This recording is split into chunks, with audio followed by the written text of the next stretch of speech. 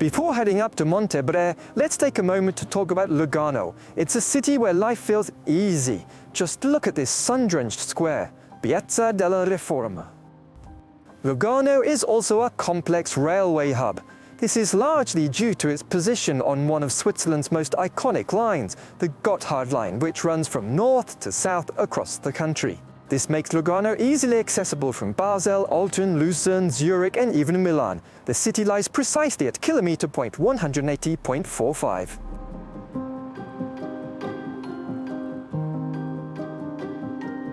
From the station, we decided to take the funicular all the way down to the lake.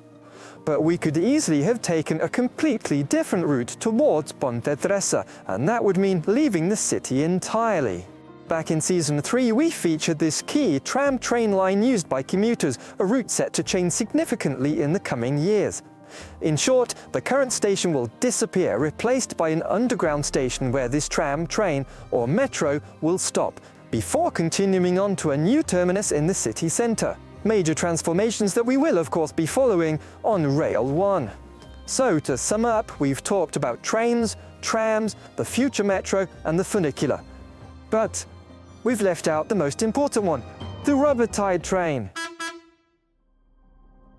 Oh, I'm just kidding. Let's head towards Caserate.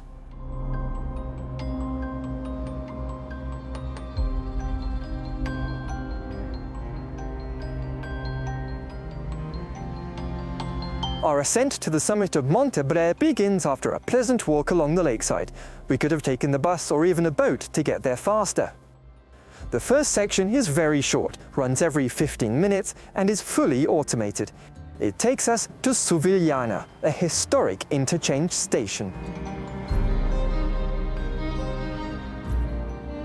What really stands out at Suvigliana station is its distinctively rustic style, typical of the early 20th century. It belongs to the Heimatstil movement, literally homeland style, an architectural trend that highlights local traditions and a certain sense of national identity through construction. Here you can clearly see a solid stone base, firmly anchored in the ground, supporting a lighter wooden structure above. You'll also notice the projecting roof. It was designed first to cope with weather conditions, but it was also very common in public buildings of the time, with a more symbolic role, creating a sense of shelter, a protective kind of architecture.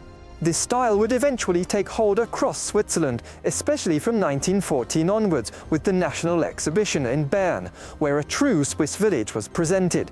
That event helped firmly establish the Heimatstil in construction, turning this traditional architecture into a reference throughout the country.